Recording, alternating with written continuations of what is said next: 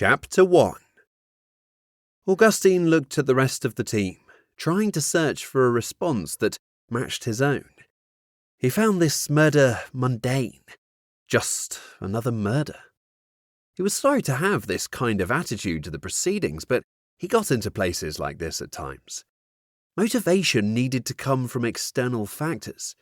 His internal sense of motivation came and went like the seasons, and it was most definitely winter in his heart at that time.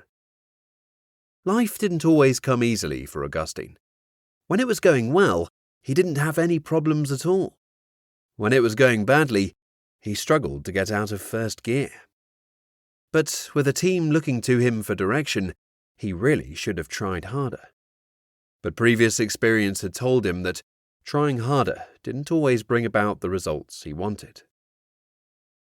The body they were all stood around, like people who had uncovered a pot of gold and were trying to hide it from the outside world while putting their claim forward for a share, was one familiar to all of them. The man had been on the news a few days earlier as missing. A few years ago, he was also part of the PCSO team that used the police station as their base of operations. John O'Toole didn't consider himself one of them. He had made that clear when he left his role as a PCSO. At his leaving party, John had got drunk and walked around the room one after another, telling everyone present a single thing about each of them that he didn't like. It wasn't something casual, like the way they parted their hair. It was something that cut deep, such as the fact he didn't have respect for them because of a character flaw. Augustine's was the fact that he didn't always look people in the eye when he spoke to them, which John O'Toole took as him being a liar.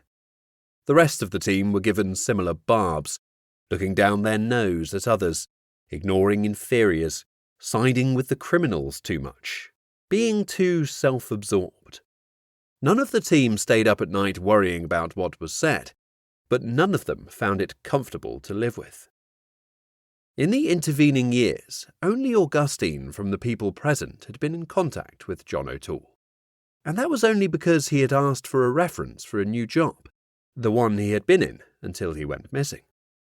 O'Toole took on the role of a debt collector, presumably having his application boosted by previous work as a PCSO, and a reference from a detective in the local police force.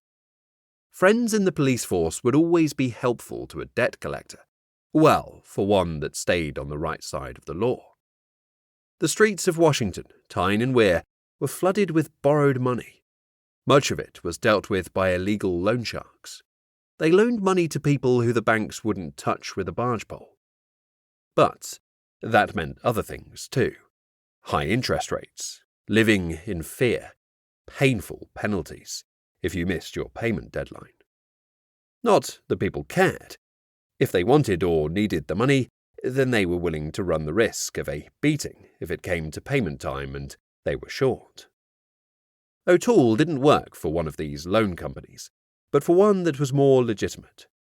He was only activated when the procedures had been worked through. First, a letter to the home of the borrower, reminding them of a missed payment. Then, a second letter, pretty much the same as the first, except for the words "second reminder" at the top of the page. The process was laid out by the FCA, who regulated lenders. Ignoring the code could mean that the debt was written off, or they faced a hefty fine. A letter with a bit more threat attached to it would come next. It would outline the potential actions if they continued to ignore their responsibility to repay the lender the amount that was owed. The loan shark would have gone from knocking on the door to knocking on their ribs with a baseball bat by now. One of the actions outlined in the letter was sending out a company of bailiffs to recover the debt. That was where John O'Toole would get a nod. He loved the cut and thrust of the job. It was different every day. On a morning he might be visiting the home of a tenant who had failed to pay their rent for the past goodness knows how many months. He would explain what he was there for, and they would plead with him.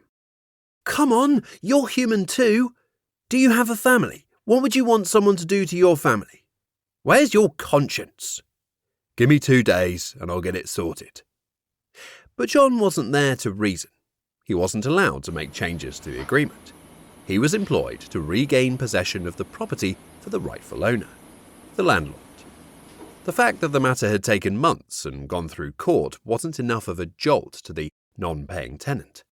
Someone turning up at their front door telling them to leave made it real in a way that none of the letters ever could. Then, in the afternoon, he would visit a business that maybe didn't pay a bill to another business owner. The time for amicable solutions had passed. Everything had got bitter. Threats took over from demands, which themselves had morphed from requests. Nobody wanted to lose face. Nobody wanted to lose money.